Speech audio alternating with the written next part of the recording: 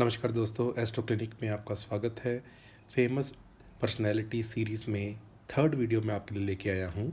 कमला Harris जो America की 49th vice president हैं और अभी इस साल 2024 के इलेक्शंस में प्रेसिडेंट कैंडिडेट हैं डेमोक्रेट्स की तरफ से। तो देखते हैं इनके बर्थ चार्ट में क्या है खास। दोस्तों, शुरू करते हैं न्यूमरोलॉजी से। इनका जन्म हुआ था अक्टूबर 20 1964 में। अगर हम देखें 20 जो नंबर है ये बन जाता है मून का, क्योंकि 2 जो नंबर है ये मून का नंबर है, यानी कहीं ना कहीं इनके अंदर मून की जो एनर्जी है वो मौजूद है। मून का मतलब है शीतल होना, सेंटिमेंटल होना, भावुक होना, इमोशनल होना। अगर हम इनको टोटल कर दें अक्टूबर यानी 10 प्लस 20 प्लस 1964, ये बन जाएगा 3 4 13 और 6 19 और 4 23, यानी 5 नंबर मरकरी का होता है। मरकरी मैनेजमेंट की राशि है। मरकरी को हम युवराज की से भी तुलना करते हैं। ये जो लोग होते हैं ये बोलने में बहुत मैनर्ड होते हैं, इनके अंदर शाइनेस भी होती है, लेकिन जब इनको भाषण देना हो तो बहुत कैलकुलेटेड तरीके से क्या बोलना है क्या नहीं करना, ये इनके अंदर गुण देखे जाते हैं। और 2 और 3 जो नंबर हैं ये बन जाते हैं मून के, और प्लस जो है ये जुपिटर के। तो गुरु और चंद्रमा ये योग इनके टोटल अगर हम देखें, जैसे भाग्यांक बोलते हैं, मूलांक बोलते हैं, तो मूलांक के हिसाब से चंद्रमा और भाग्यांक के हिसाब से चंद्रमा और गुरु ये दोनों ही बहुत अच्छे माने जाते हैं। तो न्यूमरोलॉजी के हिसाब से बहुत अच्छा इनका ये कॉम्बिनेशन देखा जाता है। फिर अगर देखा जाए इनकी अभी जो, क्योंकि इनका बर्थ हुआ था 1964 में, अभी ये 59 की एज पे हैं और 4 साल पहले यानी 54 की एज पे इन्होंने वाइस प्रेसिडेंट बने थे ये। तो 54 यानी 9 मंगल का ये नंबर होता है। मंगल यानी सेनापति, यानी आपको आगे लेके जाता है। और अभी ये जो 59 सॉरी ये बनेगा 55, तो ये टोटल जो बनेगा ये बनेगा 10, यानी एक नंबर यानी सूर्य। सो सूर्य जो है ये सरकार का कारक है। तो 55 की एज पे इनको वाइस प्रेसिडेंटशिप मिली, ये चीज़ हम जानते हैं। और अभी ये 59 की एज पे हैं, ये टोटल बन जाता है 14 यानी 5। तो ये फिर से आ जाता है मरकरी का ही नंबर, जो इनके लगन लॉर्ड भी हैं। तो बहुत अच्छे पीरियड से ये गुजर रही हैं, ऐसा हमें न्यूमरोलॉजी के हिसाब से दिखाई देता है। अब जान लेते हैं कि एस्ट्रोलॉजी के हिसाब से इनके चार्ट के अंदर क्या खासियत है। दोस्तों, लगन लॉर्ड हैं इनके मरकरी, जाके बैठे हैं पंचम स्थान में। पंचम स्थान जो होता है पूर्व पुण्य का होता है। और यहाँ पे जो मरकरी बैठे हैं ये बैठे हैं, आप यहाँ देख सकते हैं, स्वाति नक्षत्र में। स्वाति जो होता है राहु का नक्षत्र है। राहु 2 और 3 नंबर राशियों में उच्च का होता है, और केतु जो है ये 8 और 9 नंबर में उच्च का होता है। तो राहु इनका उच्च का है, और वहीं जो उसके जिस घर में वो बैठा है यानी बुध, वो त्रिकोण में बैठे हैं, केंद्र त्रिकोण राजयोग बना के। ये अपने आप में बहुत ही अच्छी स्थिति बन जाती है। आगे बढ़ते हैं, इनके नेक्स्ट इंपॉर्टेंट प्लैनेट के बारे में बात करते हैं, वो बन जाते हैं वीनस।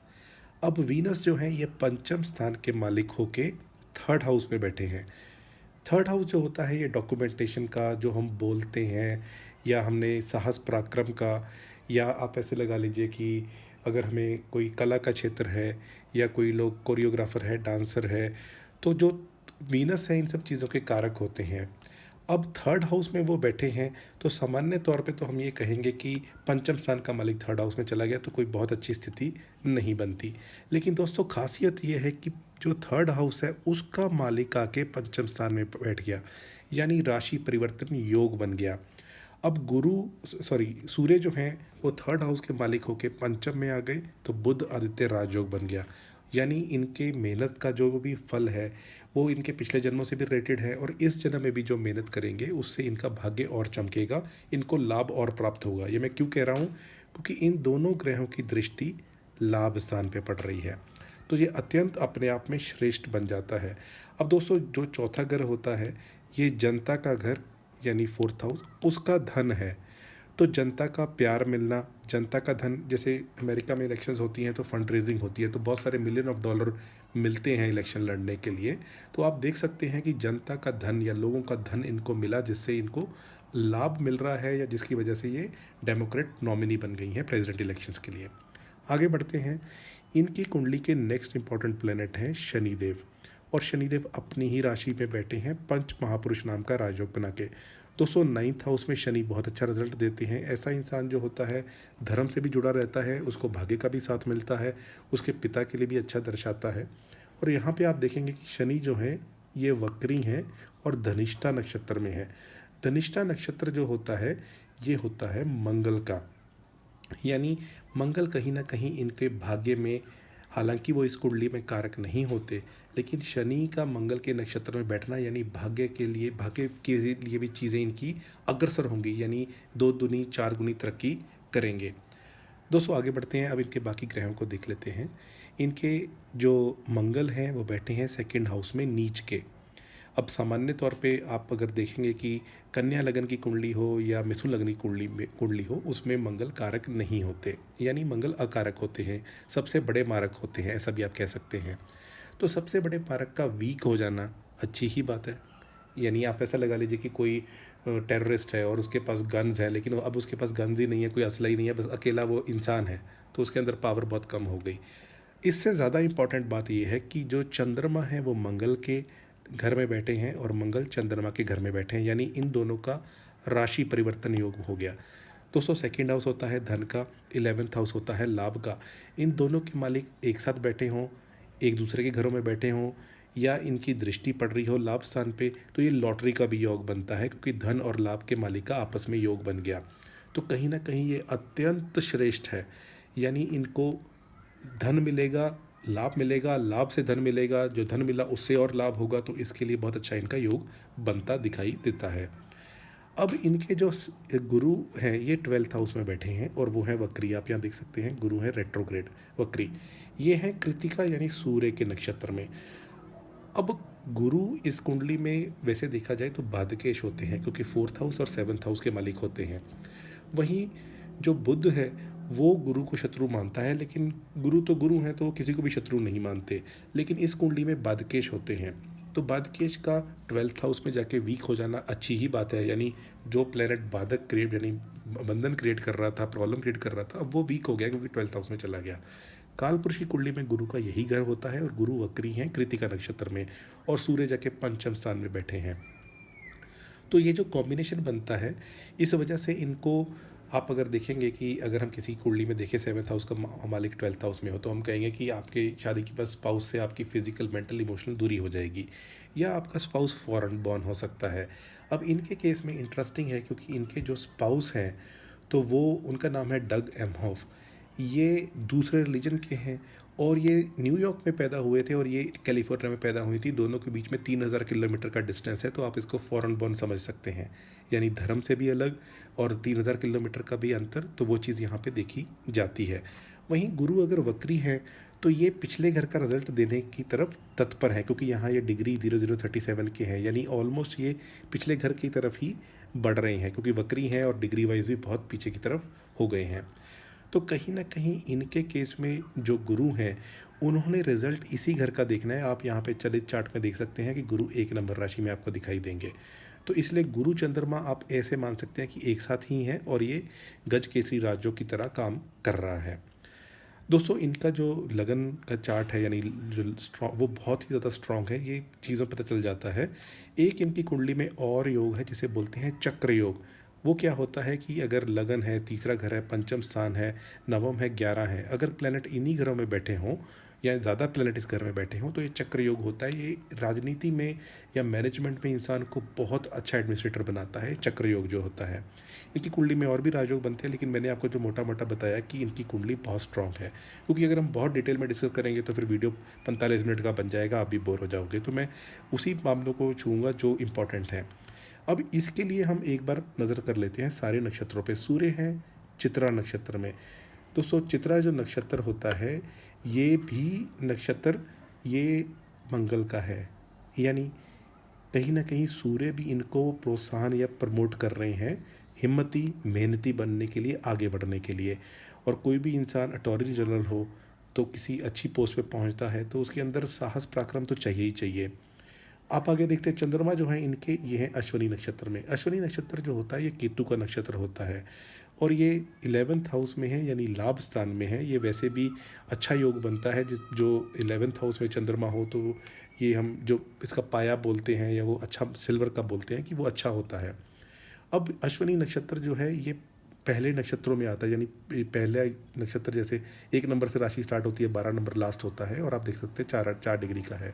अश्विनी नक्षत्र जो होता है इसे घोड़े से भी जोड़ते हैं, यानी ऐसा इंसान 1 2 3 4 करता करता 100 200 हज़ार ऐसे आगे बढ़ जाएगा, यानी उसके अंदर काफ़ी मेहनत या काफ़ी साहस करने की, परिश्रम करने की वो होगी, हिम्मत होगी। और आप चंद्र कुंडली में देख सकते हैं कि इनकी जो जो चंद्र राशि है वो भी मंगल की ही बनती है, तो नेचुरल सी बात है कि इनके अंदर साहस पराक्रम काफ़ी भरा हुआ है, मोटा मोटा आप ये समझ लीजिए। मंगल देव जो हैं ये हैं अश्लेषा नक्षत्र में। अश्लेषा नक्षत्र जो होता है ये बुध का नक्षत्र होता है। अब बुध के नक्षत्र में मंगल बैठे हैं और बुध लगन के मालिक हैं, तो धन तो दिलाएंगे ही, क्योंकि वो नक्षत्र बुध के में आ गए हैं। अब आगे देखते हैं, बुध जो हैं ये स्वाति नक्षत्र में, ये राहु का नक्षत्र है। मैंने आपको पहले ही बता दिया कि राहु जो हैं ये 2 नंबर और 3 नंबर को अपनी ही राशि मानते हैं। इस कुंडली में वैसे भी योग कारक होते हैं। पहले घर में बैठे हैं, ये भी बहुत अच्छी स्थिति है, क्योंकि ये अकेले बैठे हैं तो और भी बढ़िया है। तो कहीं ना कहीं बुध का स्वाति नक्षत्र में बैठना भी ट्रिगर इफेक्ट देता है, कैटलिस्ट, यानी आपने जैसे हम इंडिया में बोलते हैं तड़का लगा दो और मसाला डाल दो, तो वो चीज़ का इम्पैक्ट करता है कि बुध जो लगन का मालिक है वो स्वाति नक्षत्र में बैठा है, तो और स्ट्रांग हो गया। गुरु कृतिका में है, गुरु चंद्र ये सूर्य का नक्षत्र मैंने आपको बता ही दिया। वीनस जो है ये पूर्व फल्गुनी नक्षत्र में है। दोस्तों मज़ेदार बात ये है, वीनस अपने नक्षत्र में है, 3rd हाउस में बैठा है अपने नक्षत्र में। इस क्या कहना, ये तो और भी बढ़िया हो गया। पूर्व फल गुनी, यानी पूर्व जन्मों के किए हुए फलों के गुण का आपको फल मिलेगा। और इनके जो पंचम स्थान के मालिक हैं वो शुक्र हैं, जो पूर्व जन्म से जोड़ते हैं। शनिदेव जो है ये धनिष्ठा नक्षत्र में, जो मंगल का नक्षत्र है, तो ये और पावरफुल हो गया।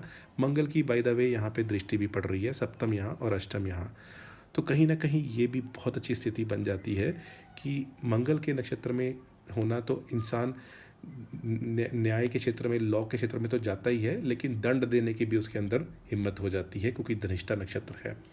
राहु मृगशिरा नक्षत्र में है, ये मैंने बताया आपको। मृगशिरा जो नक्षत्र होता है ये होता है मंगल का, तो राहु मंगल के नक्षत्र में है। मंगल जो है मून चार्ट के मालिक है, यानी चंद्र राशि के, तो राहु भी बहुत पावरफुल हो गया। केतु जो है ये मूला नक्षत्र में, यानी अपने ही नक्षत्र में बैठे हैं, तो इनके जो स्पाउस हैं वो जिस रिलीजन को फॉलो करते हैं तो उसमें वो धार्मिक भी होंगे।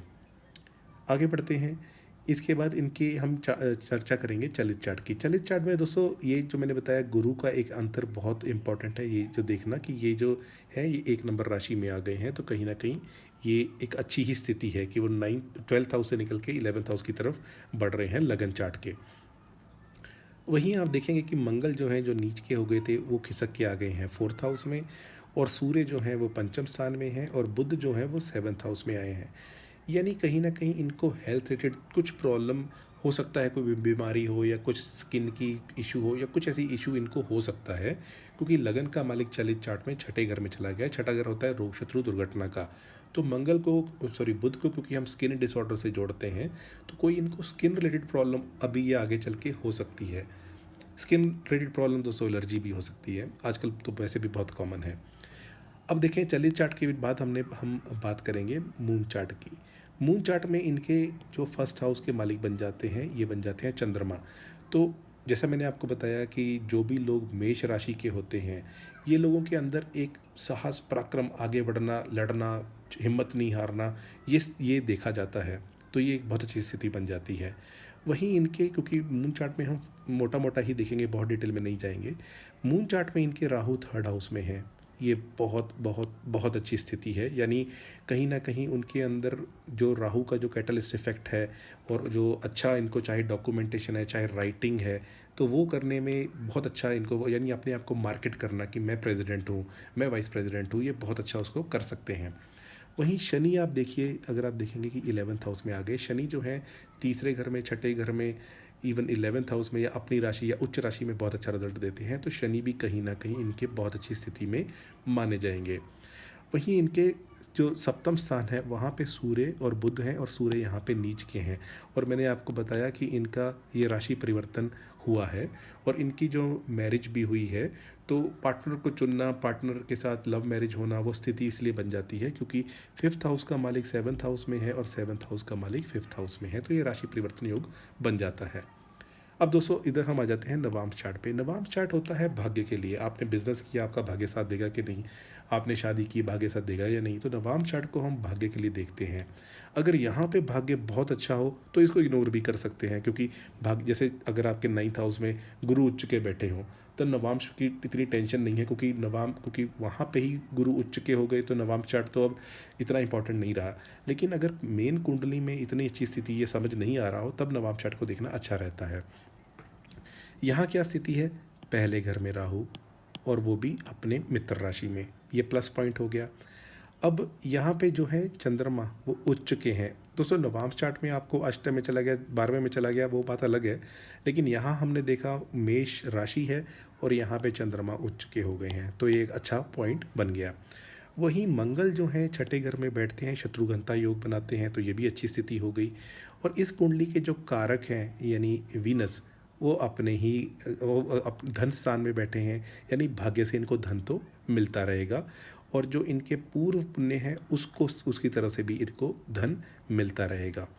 अगर देखा जाए कि बुध की क्या स्थिति है, बुध जो है वो 9th हाउस के मालिक हैं नवांश चार्ट में और बैठे हैं 3rd हाउस में। कालपुरुषी कुंडली में इनका अपना घर होता है और ये अपने ही घर को देख रहे हैं, तो ये भी बहुत अच्छी स्थिति बन जाती है, यानी नवांश चार्ट भी इनका बहुत ही ज़्यादा स्ट्रॉन्ग है। दोस्तों नवांश चार्ट में जो इनका जो 7 नंबर होता है इसमें गुरु कारक नहीं होते, क्योंकि गुरु छठे घर के मालिक होते हैं। लेकिन गुरु बैठे हैं 4th हाउस में, और 4th हाउस में गुरु अगर हो, जैसे किसी कुंडली में 4th हाउस में हो, अगर उच्च राशि में हो 4 नंबर में, फिर तो क्या ही कहना, या 9 या 12 में हो तो क्या ही कहना। लेकिन इन जनरल गुरु यहाँ पे दिग्बली होते हैं, यानी इस घर में बैठ के गुरु अच्छा रिजल्ट देते हैं। तो ये इनकी स्थिति नवांश चार्ट की भी लगन को सपोर्ट करती है, मून चार्ट को भी सपोर्ट करती है। ये बड़ी मज़ेदार स्थिति हो गई। अब चलते हैं इनकी महादशा की तरफ। इनकी महादशा जो है दोस्तों, जैसा मैंने कहा कि मंगल इस कुंडली में कारक नहीं होते, आपको अगर ध्यान होगा तो ये इनका थोड़ा चैलेंजिंग फेज़ था। ये चैलेंजिंग फेज़ क्यों था, क्योंकि इस पीरियड में अगर आप स्टडी करेंगे तो इनकी मदर की भी डेथ हुई थी, और मदर को भी हम चंद्रमा से जोड़ते हैं। और चंद्रमा का जब प्रत्यांतर आया था मंगल शनि के साथ, तो कहीं ना कहीं उनकी हालत और ज़्यादा ख़राब हो गई थी। आप एग्जैक्ट डेट ऑफ बर्थ और एग्जैक्ट सीक्वेंस ऑफ इवेंट्स को समझेंगे तो मोटा मोटा आपको ये ध्यान रखना है कि ये मंगल की महादशा इस कुंडली के लिए अच्छी नहीं होती, कन्या लगन के लिए भी नहीं होती। वही अगर मेष लगन हो और वृश्चिक लगन हो, उनके लिए बुध की महादशा अच्छी नहीं होती। अब इसके बाद इनकी महादशा स्टार्ट हो गई राहु की। दोस्तों राहु को राजनीति से जोड़ा जाता है। राहु ऐसा है जो इंसान को 1 रुपये से लेके 100 तक पहुंचा देता है, 100 से लेके 1 करोड़ तक पहुंचा देता है, यानी राहु बहुत ट्रिगर इफेक्ट करता है। अब राहु की महादशा में इनके सीक्वेंस ऑफ इवेंट्स ऐसे हुए कि ये पॉलिटिकल स्फीयर में बढ़ती गई आगे। कहीं ना कहीं पॉलिटिक्स में इनका आना, जैसे पॉलिटिक्स में तो पहले ही आ गई थी, यानी मेंबर बन गई थी डेमोक्रेट्स की। लेकिन होता ही है ना कि उसमें आगे आपको पद मिलना, आप आगे इलेक्शन लड़ना, चीज़ें आपकी आगे बढ़ते जाना। तो कहीं ना कहीं राहु में जैसे ही इनका मंगल का प्रत्यांतर खत्म हुआ तो उसके बाद स्थितियाँ इनके फेवर में आ गई, जैसे ही गुरु का पीरियड स्टार्ट हुआ। अब दोस्तों जैसा मैंने आपको बताया, गुरु अगर आप वैसे ही इनकी कुंडली में देखेंगे तो 12वें घर में देख के बोलेंगे कि गुरु तो कारक नहीं है, लेकिन गुरु इनके वक्री हैं। दोस्तों वक्री को आप कभी मत भूलिए, वक्री ग्रह जो होता है वो 3 गुना इफेक्टिव हो जाता है और पिछले घर का रिजल्ट देता है, यानी गज केसरी राजयोग का रिजल्ट दे रहा है। और पूर्व पुण्य के जो चीज़ें हैं उनको देखते हुए तो गुरु का जो इनका अंतर था इसमें राहु में, तो ये इनको बहुत ज़बरदस्त सफलता इसने दी। अब दोस्तों उसके बाद आ गया शनि का अंतर। अब शनि इनके बैठे हैं 9th हाउस में और शनि भी वक्री हैं, तो यानी वो भी 3 गुना पावरफुल हैं। तो उसमें इनका जो स्फीयर ऑफ इन्फ्लुएंस था वो और आगे बढ़ता गया। और आपको अगर याद होगा कि इनकी जो इलेक्शंस में ये वाइस प्रेसिडेंट बनी वो इस पीरियड में बनी है, तो ये माहौल बना बहुत अच्छा आगे बढ़ने का। और ये बुध यानी इनके लगन की अंतरदशा में जो राहु है वो उस घर में ही बैठा है, उसको अपना ही मानता है। उसके उसके जो उसका अंतर आया उसमें इनको अच्छा रिजल्ट मिला। अब आप यहाँ देखेंगे कि राहु यहाँ पे मौजूद है। राहु क्योंकि तकरीबन 1.5 साल या 1 साल 5 महीने में राशि परिवर्तन करते हैं, तो राहु भी जो है वो यहाँ पे गोचर करते हुए 12th हाउस में आए, 12th से 11th में आए, 11th से अब यहाँ पे आए हैं।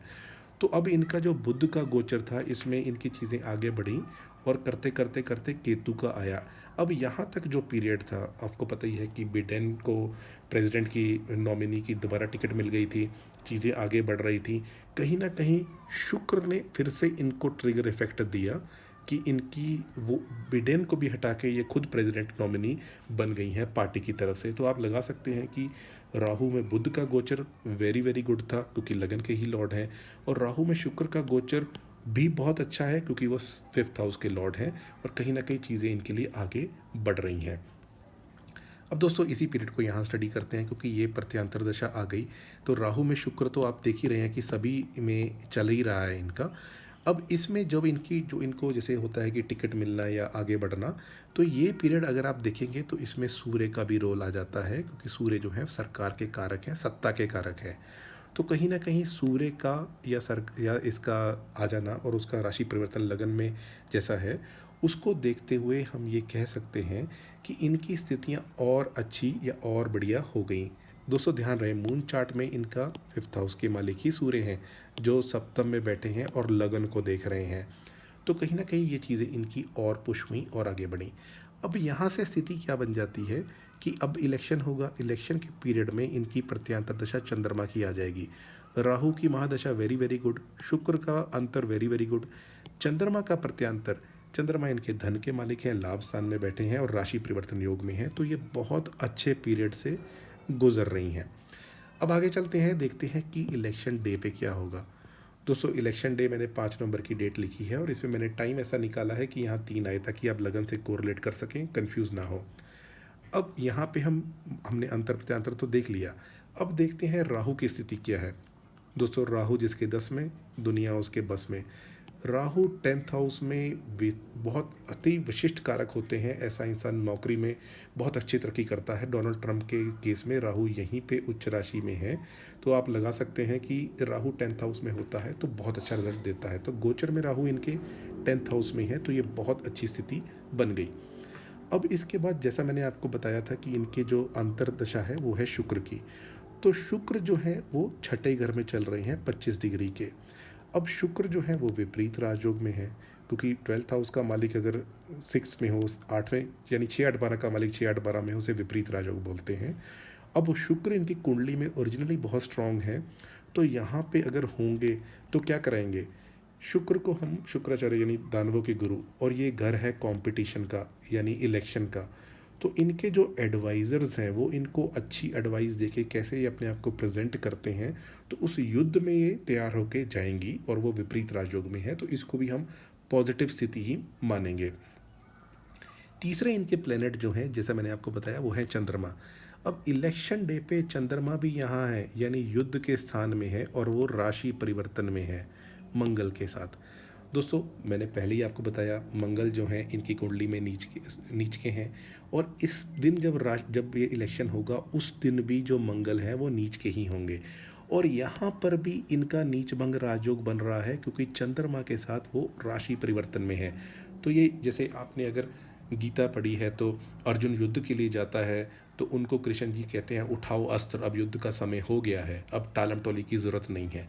वहीं जो अभिमन्यु है वो युद्ध में जाता है, उसको जाने की प्रक्रिया पता होती है, बाहर आने की उसने नहीं सुनी होती। जो आप स्टोरी जानते हैं कि जब वो पेट में थे तो उन्होंने उतना ही पार्ट सुना था। तो यहाँ पे ये मोटी मोटी स्थिति ये है कि ये दिन दर्शाता है इनके लगन चार्ट के हिसाब से और ट्रांजिट चार्ट के हिसाब से कि ये युद्ध में प्रिपेयर्ड होके जा रही हैं। अब दोस्तों आगे चलते हैं। यहाँ पे गुरु जो हैं जैसे इनकी कुंडली में थे वैसे ही हैं, और यहाँ पे गुरु भी वक्री चल रहे हैं, यानी लगन चार्ट की जो चीज़ें थी वो घटित हो रही हैं। आप इसको ऐसे लगा सकते हैं कि आपने बहुत अच्छी गाड़ी खरीदी और बहुत अच्छा मौसम है जिसमें आप ड्राइव कर रहे हैं, और आपने बहुत अच्छे कपड़े भी पहने हुए हैं, यानी एक से एक चीज़ें बढ़ती जा रही हैं आगे। तो इनके केस में गुरु जो 12th हाउस में है, लगन में भी वही है, और है वक्री, लगन में भी वही है। अब गुरु वक्री क्या कराएंगे, क्योंकि वो नौकरी स्थल के मालिक हैं, यानी इनके 10वें घर के मालिक हैं, तो वो चेंज ऑफ जॉब कराएंगे। चेंज ऑफ जॉब क्या होगी, अभी वो वाइस प्रेसिडेंट हैं तो आगे चेंज होगी। अब गुरु यहाँ जो बैठे हैं ये इनके पंचम दृष्टि से इनके सुख सुविधा के भी साधन बढ़ाएंगे। सुख सुविधा के साधन क्या होते हैं, भैया मैं पहले वाई प्लस सिक्योरिटी सरकार से मिली थी, अब वाई प्लस प्लस हो गई है, अब जेड प्लस प्लस प्लस हो गई है, या गाड़ी पहले ये थी सरकारी गाड़ी अब ये हो गई है। तो इनके सुख सुविधा के या घर जो इनको उन अलॉट होता है उसमें भी चेंजेस आएंगे। गुरु की भी दृष्टि यहाँ पे है। अब गुरु की जो पहले दृष्टि थी वक्री होने से पहले, वो शत्रु बढ़ा रही थी। अब जो गुरु की दृष्टि है वो शत्रुओं पे विजय दिलाने का काम करेगी। और खैर गुरु की जो यहाँ पे दृष्टि होती है ये तो उम्र बढ़ाने का काम करती है, वो बात अलग है। तो कहीं ना कहीं इनकी जो गुरु की भी दृष्टि है इस दिन पे जिस दिन इलेक्शन होनी है वो भी सपोर्टिंग है। अब सूर्य सरकार के कारक, सत्ता के कारक नीच के होके बैठे हुए हैं। अब इनकी जो दृष्टि है ये पड़ रही है लाभ स्थान पे, क्योंकि इनकी कुंडली में नीच भंग राजयोग बनता है। तो इसलिए सूर्य जो है वो भी इनको अच्छी ही स्थिति देंगे, क्योंकि वो लाभ स्थान की तरफ देख रहे हैं। बस अगर ऐसा इंसान मैनिपुलेशन से बचा रहे तो सूर्य अच्छा रिजल्ट देते हैं, क्योंकि सूर्य जो है वो धर्म या सही चीज़ों के कारक हैं। वहीं दोस्तों मंगल भी जो है कुछ हफ्तों में खिसक के यहाँ आ जाएंगे। तो ये स्थिति जो कुंडली की है वो वैसी ही दिखाई देती है। अब सबसे मज़ेदार बात, कुंडली में शनि थे 9th हाउस में, वक्री थे। अब यहाँ पे भी शनि 9th हाउस में है। तो दोस्तों कहीं ना कहीं इनकी जो कुंडली की स्थिति है वो ट्रांजिट की स्थिति और जो इनका गोचर चल रहा है महादशा अंतरदशा प्रत्यांतर दशा, ये बहुत फेवरेबल है। अब इनके लिए आने वाला जो पीरियड है, अब अभी मैं नेक्स्ट वीडियो में दोनों चार्ट सामने रखूँगा डोनाल्ड ट्रंप और इनका, उसमें मैं अपनी तरफ से सजेस्ट करूँगा कि या मतलब क्या एस्ट्रोलॉजिकल प्रेडिक्शन लगती हैं। लेकिन एक अगर हम मान लेते हैं कि अगर हम अगला इनका चार्ट डिस्कस करें आने वाला पीरियड, तो ये मंगल का जो प्रत्यांतर रहेगा तो ये कहीं ना कहीं इनके चैलेंजेस बढ़ाएगा। अगर आप कोई सत्ता संभालते हैं तो ऐसा तो होता नहीं एवरीथिंग इज़ रोजी। मैं तो शुरू के 100 दिन सिर्फ वो क्या बोलते हैं कि मैं अभी तो सिर्फ मैं ऑब्जर्वर हूँ, अभी तो मैं चीज़ें देख रहा हूँ, अभी तो मेरा इंट्रोडक्टरी पीरियड है, ऐसा तो होता नहीं है। और आप किसी को ये नहीं कह सकते कि मैं तो नया नया प्रेसिडेंट बना हूँ, है ना। तो ये इनका पीरियड चैलेंजिंग होगा क्योंकि मंगल की प्रत्यांतर दशा लग जाएगी। इसके बाद इनका ये वाला राहु का पीरियड भी अच्छा है, और उसके बाद ये गुरु का तो अच्छा रहेगा ही रहेगा, और शनि का भी जो पीरियड है वो अच्छा रहेगा। तो कहीं ना कहीं इनके आने वाला जो पीरियड है वो भी अच्छा है। दोस्तों ये मैं इसलिए कह रहा हूँ, अगर किसी की कुंडली अच्छी है लेकिन आने वाले उसके 1 साल 2 साल बहुत चैलेंजिंग हो जाए, तो क्या होगा कि वो इंसान बहुत बुरे वक्त से गुजरेगा। और अगर वो देश का ही राष्ट्रपति हो तो पूरे देश का फिर हालत ख़राब हो सकती है।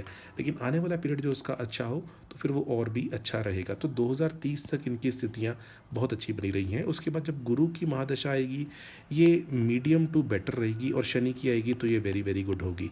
तो एनीवे जो इनकी गुरु की महादशा आएगी, क्योंकि गुरु 12वें घर में बैठे हैं लेकिन विपरीत यानी वक्री हैं, और रिजल्ट वो 11वें घर का ही दे रहे हैं, तो इनकी स्थितियां मीडियम टू बेटर रहेंगी, यानी चीज़ें अच्छी ही रहेंगी, ऐसी इनकी नेक्स्ट महादशा दर्शाती है। दोस्तों ये जो मोटा मोटा मैंने वीडियो बनाया ना ज़्यादा लंबा करते हुए, मैं उन लोगों के लिए बना रहा हूँ जो लोग एस्ट्रोलॉजी सीखना चाहते हैं या स्टूडेंट हैं। तो जब हमें कोई चार्ट सामने होता है तो हम उसकी लाइफ के इवेंट्स को देखते हैं। जैसे एग्जांपल इनकी जब शादी हुई थी तो वो जो पीरियड था वो था मैं एक मिनट देख के आपको बता देता हूँ। इनकी मैरिज हुई थी डग एमॉफ से, है ना। तो ये 2014-15 का पीरियड था। तो अगर आप 2014-15 का पीरियड देखेंगे तो कहीं ना कहीं शुक्र का आ जाना, यानी प्रेम प्रसंग में पड़ना, तो ऐसी स्थितियाँ बन जाती हैं। तो फिर मैरिज का योग आप देख सकते हैं कि फिर सूर्य का ही आ गया अंतर। तो ये चीज़ें थोड़ी और आगे निकल जाती हैं, यानी फेवरेबल आनी शुरू हो जाती हैं। तो आप जब भी कोई चार्ट स्टडी करो तो आपको उनके लाइफ के अगर पता है मोटा मोटा कि उनकी लाइफ में क्या हुआ था या कैसे हुआ था, और चार्ट आप सामने रखते हैं तो आप कोरिलेट कर सकते हैं कि चीज़ें कैसी हुई या क्यों हुई और किस तरीके से वो चला। या वो इंसान, जैसे इन्होंने लॉ की पढ़ाई की, शनि 9th हाउस में बैठे हैं, तो कहीं ना कहीं इनको उससे बहुत अच्छा प्रोफेशनल या करियर का एडवांटेज मिला कि ये अटॉर्नी जनरल तक बन गई। तो ये चीज़ें होती हैं, तो आप इसको चार्ट से कोरिलेट करेंगे तो आपको और भी ज़्यादा मज़ा आएगा। दोस्तों नेक्स्ट वीडियो में दोनों चार्ट सामने रखेंगे, डोनाल्ड ट्रंप और कमला हैरिस का। देखते हैं क्या कहती हैं इलेक्शन की स्थिति। तो आज के लिए अभी इतना ही। अगर आपको वीडियो अच्छा लगा तो इसको लाइक कर दीजिए और शेयर भी कीजिए अपने दोस्तों में।